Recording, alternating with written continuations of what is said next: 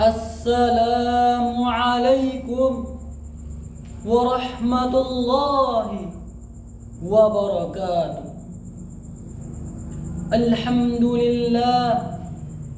Alhamdulillah rabbil alamin. Wassalatu wassalamu ala asrafil anbiya'i wal mursalin wa ala alihi wa sahbihi rasulillahi ajma'in, amma ba'du. Segala puji bagi Allah yang telah memberikan kita rahmat dan karunia-Nya sehingga kita dapat memperingati Isra Mi'raj Nabi besar Muhammad sallallahu alaihi wasallam. Salawat beriringkan salam, tak lupa pula kita bersolawat kepada Nabi besar kita Muhammad sallallahu alaihi wasallam dengan melafazkan Allahumma salli ala Muhammad wa ala ali Muhammad. Teman-temanku sekalian, mengapa kita harus berdoa kepada Allah, meminta kepada Allah agar kita dapat bertemu dengan bulan Sya'ban? Karena yang namanya nikmat hidup dan nikmat sehat adalah rahasia Allah. Allah lah yang mematikan kita. Allah lah yang membuat kita sakit kapan saja Dia mau. Maka karena itu, marilah kita berdoa kepada Allah, meminta kepada Allah untuk tidak mewafatkan kita, serta membuat kita menjadi lebih sehat agar kita bisa beribadah di bulan Sya'ban. Teman-temanku sekalian, membicarakan Isra Mi'raj, tahukah kalian oleh-oleh dari perjalanan Rasulullah dalam peristiwa Isra dan Mi'raj adalah perintah wajibnya, yaitu salat 5 waktu. Tapi tahukah kalian latar belakang dari peristiwa Isra dan Mi'raj? Tempat-tempat apa saja yang Rasulullah kunjungi dalam peristiwa tersebut? Berapa lama waktu yang ditempuh Rasulullah dalam peristiwa tersebut? Dengan apa dan dengan siapa Rasulullah pergi? Siapa saja yang Rasulullah temui dalam peristiwa tersebut?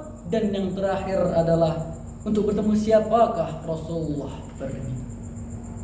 Teman-temanku sekalian, marilah kita menjawab pertanyaan-pertanyaan yang tadi, yaitu pertama tentang latar belakang peristiwa Isra dan Mi'raj.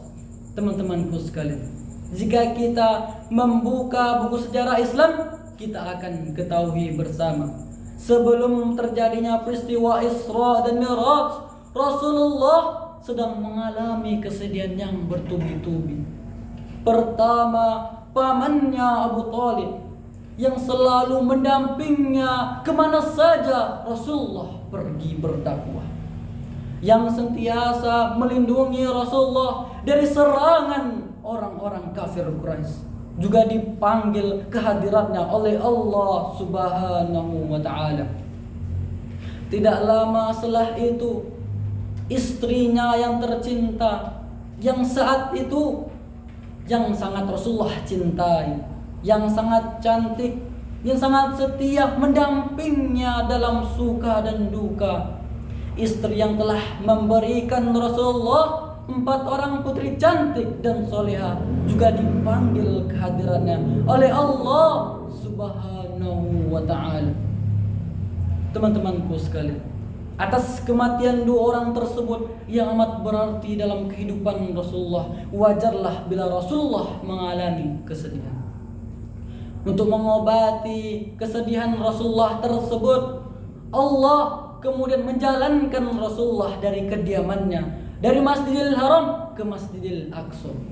Peristiwa tersebut dikenal dengan peristiwa Isra. Dari Masjidil Aqsa, Allah kemudian menjalankan Rasulullah kembali untuk naik ke langit dan berakhir di Siratul Muntaha. Peristiwa tersebut dikenal dengan peristiwa Mi'raj. Lalu pertanyaan yang kedua, yaitu tempat-tempat apa saja yang Rasulullah Shallallahu Alaihi Wasallam kunjungi? Jawabannya adalah Masjidil Aqsa, naik ke langit dan finishnya Siratul Muntaha, tempat Allah bersemayam. Teman-temanku sekalian, tahukah kalian di mana Masjidil Aqsa berada?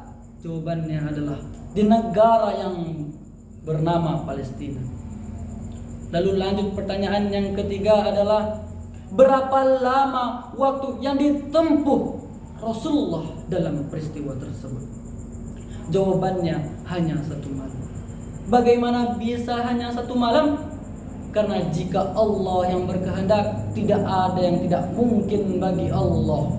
Maka karena itu, marilah kita meminta kepada Allah yang terbaik untuk kita semua.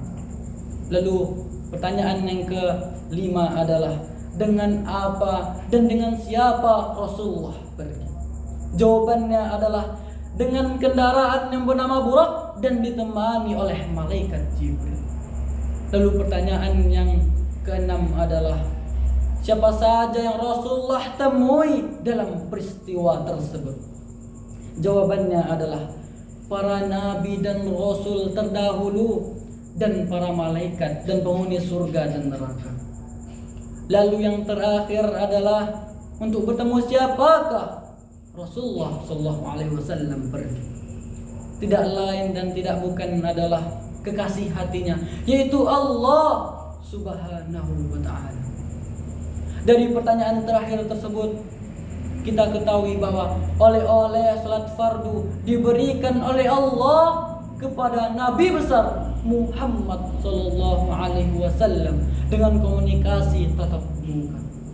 Jadi teman-temanku sekalian, bila kita ingin bertemu dengan Allah dan komunikasi dengan Allah, caranya sangatlah mudah, yaitu dengan menjalankan sholat 5 waktu. Dewan juri yang bijaksana dan hadirin yang berbahagia, demikianlah yang dapat saya sampaikan. Wabillahi taufik wal hidayah. Wassalamualaikum warahmatullahi wabarakatuh.